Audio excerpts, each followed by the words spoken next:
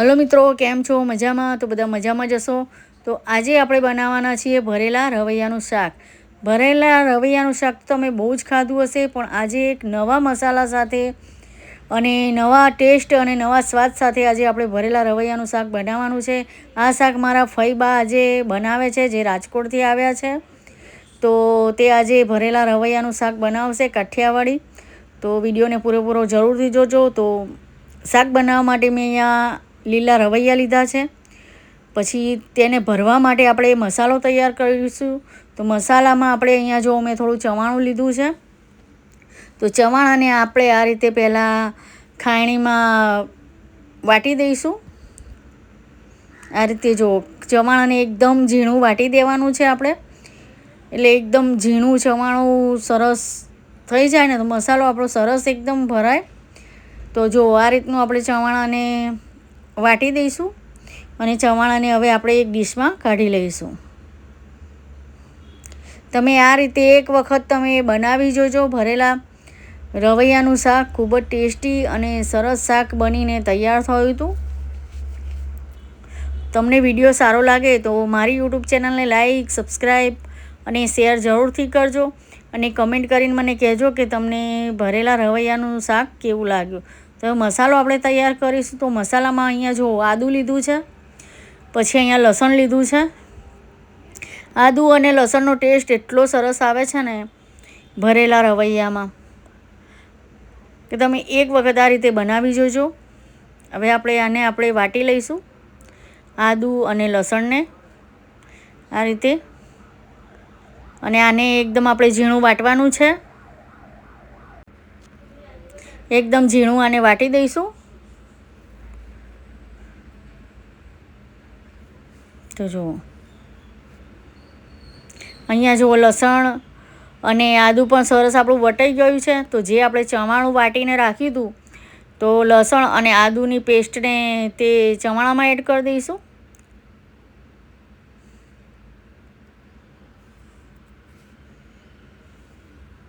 અમારા ફઈ રાજકોટથી આવ્યા હતા, તો તેમને આ કંઈક અલગ રીતે ભરેલા રવૈયાના શાકની રેસિપી બનાવી હતી અને ખૂબ જ ટેસ્ટી અને એટલી સરસ રેસિપી બનીને તૈયાર થઈ હતી ને.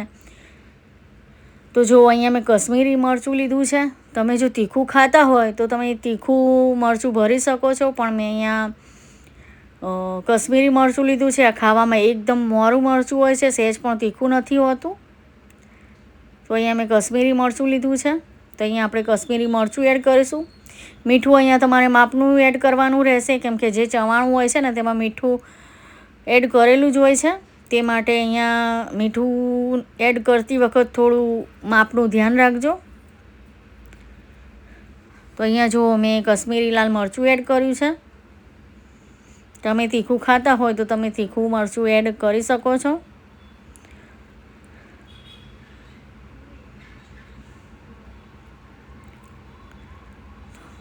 હવે આપણે તેમાં હળદર પાવડર એડ કરીશું.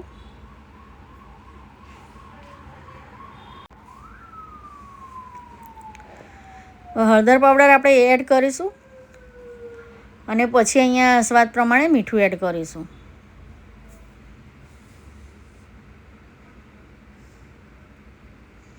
પછી આપણે તેમાં ધાણા જીરું પાવડર એડ કરીશું. આમાં ગરમ મસાલાનો સહેજ પણ આપણે ઉપયોગ નથી કરવાનો. આમાં ખાલી ધાણા જીરું પાવડર જ એડ કરવાનો છે. ગરમ મસાલાથી ભરેલા રવૈયાનો ટેસ્ટ થોડો સારો નથી આવતો, તે માટે હું અહીંયા ગરમ મસાલો એડ નથી કરતી. તમારે એડ કરવો હોય તો તમે કરી શકો છો. પછી અહીંયા આપણે જો કોથમીર એડ કરીશું, લીલા ધાણા, અને હવે આપણે તેલ એડ કરીશું. તેલ એડ કરીને આનો મસાલો આપણે તૈયાર કરી દઈશું. તેલને આ મસાલામાં મિક્સ કરી દઈશું.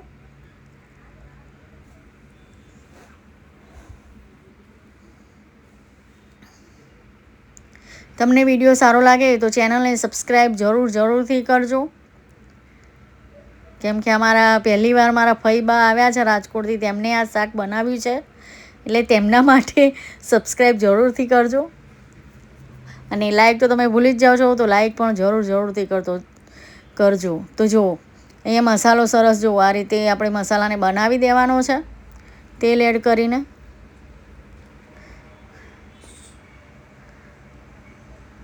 થોડું તેલ એડ કરીને આ રીતે મસાલાને મિક્સ કરી દઈશું. પહેલાં આપણે રવૈયાને કટ નથી કરવાના. જો પહેલાં આપણે રવૈયા કટ કરી દઈશું તો રવૈયા કાળા થઈ જશે અને શાકનો ટેસ્ટ પણ કળસો આવશે. તે માટે જ્યારે આપણે આ રીતે મસાલો બનાવી દઈએ ને પછી જ આપણે રવૈયાને કટ કરવાના છે.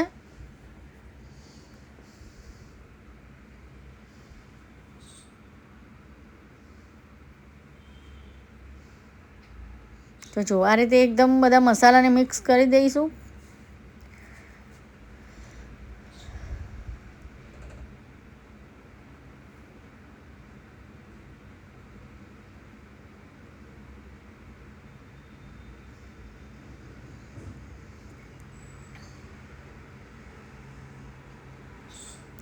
તો જો અહીંયા મસાલો બનીને તૈયાર થઈ ગયો છે ભરવા માટેનો રવૈયામાં. તો હવે રવૈયાને આપણે સમારી દઈશું. તો રવૈયાને આપણે 4 ભાગમાં કટ કરીશું, 4 ચીરી કરીશું રવૈયાની. તો પહેલાં આ રીતે આપણે કટ કરી દઈશું.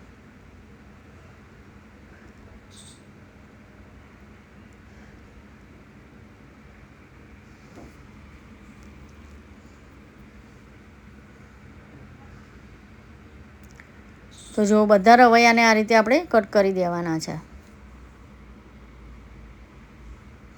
જેથી મસાલો સરસ અંદર ભરાઈ જાય. તો જો અહીંયા રવૈયા બધા કટ થઈ ગયા છે. તો હવે આપણે મસાલો અંદર ભરી દઈશું. રવૈયાને મેં પહેલાં જ સરસ ચોખ્ખા પાણીથી ધોઈ નાખ્યા હતા, એટલે રવૈયાને તમારે પહેલાં પણ ધોઈ નાખવાના અને કાપ્યા પછી પણ ધોઈ નાખવાના. પછી જો ધોયા પછી આ રીતે આપણે મસાલો જે બનાવ્યો હતો તે મસાલાને આ રીતે ભરી દઈશું રવૈયામાં.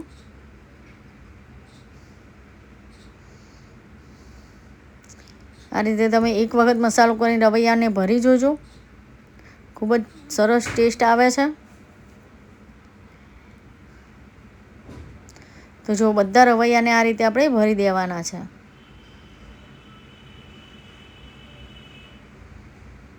ને તમારે બટાકા એડ કરવા હોય તો તમે બટાકા પણ એડ કરી શકો છો. નાની નાની બટેકીઓને આખી ભરવી હોય તો આ રીતે કટ કરીને બટાકાને પણ ભરીને બનાવી શકો છો, રવૈયા બટાકા. તો જો અહીંયા રવૈયા સરસ આપણા ભરાઈ ગયા છે અને આ મસાલો આપણે શાકમાં એડ કરીશું. તો ચલો આપણે હવે શાકને વઘારી દઈશું.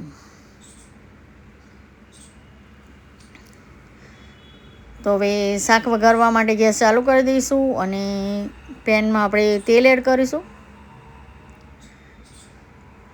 પછી તેલને આપણે ગરમ થવા દઈશું.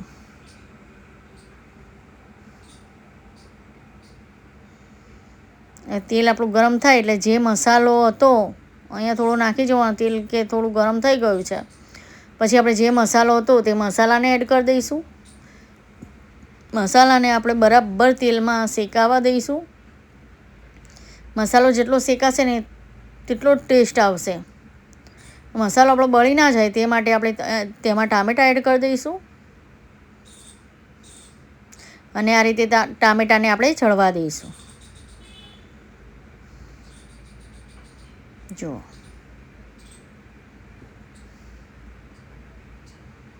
એ ટામેટાને આપણે ચડવા દેવાના છે.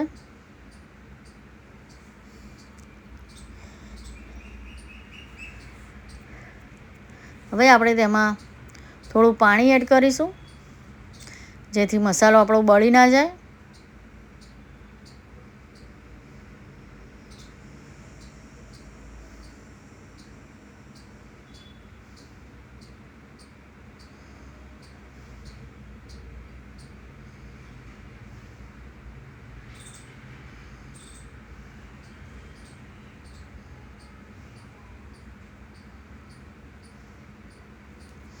તો અહીંયા જુઓ અમારા ફઈ છે જે રાજકોટથી આવ્યા છે અહીંયા, અને તેમને આ ભરેલા રવૈયાનું શાક બનાવ્યું હતું અને ખૂબ જ સરસ અને ટેસ્ટી શાક બન્યું હતું. તો મેં કીધું આ શાકની રેસીપી તમારા જોડે પણ શેર કરું. તો હવે આપણે જે ભરેલા રવૈયા હતા તેને એડ કરી દઈશું.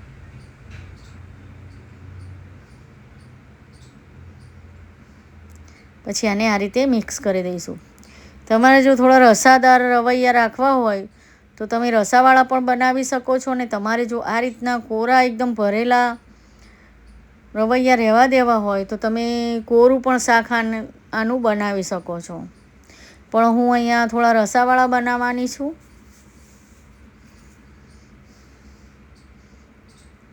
આ રીતે મિક્સ કરીને હવે રવૈયાને થોડા શેકાવા દેવાના છે. આ રીતે તેલમાં આપણે થોડી વાર માટે તેને ઢાંકી દઈશું અને તેને બરાબર તેલમાં એકદમ વરાળથી થોડા શેકાવા દઈશું. તો આને થોડી વાર માટે આપણે ઢાંકી દઈશું. પછી થોડી વાર રહીને હું તમને બતાવું છું કે રવૈયા કેવા થઈ ગયા છે.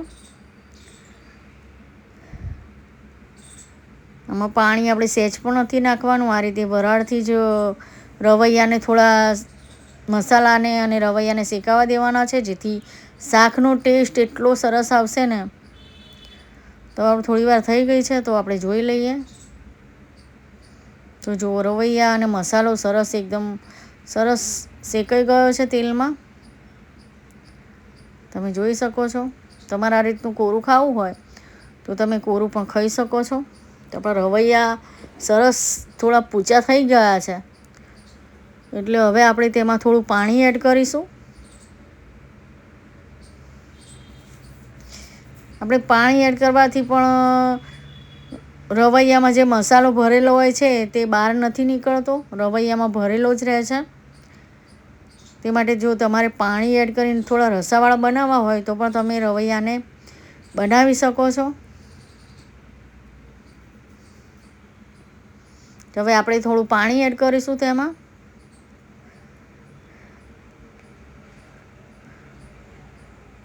અને આને મિક્સ કરી દઈશું આ રીતે. હવે આને મિક્સ કરીને આપણે થોડી વાર માટે ઢાંકી દઈશું, જેથી સરસ શાક એકદમ ખદખદે અને તેનો રસો એકદમ જાડો ગ્રેવી જેવો થઈ જાય. તે માટે હવે આને આપણે થવા દઈશું.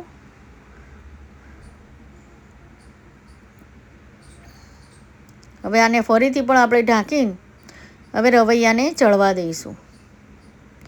તો હવે જોઈ લઈએ. થોડી વાર રહીને જુઓ, જોઈ લીધું છે એકદમ રસો કેવો તમને જ દેખાતું હશે કે રસો એકદમ જાડો થઈ ગયો છે.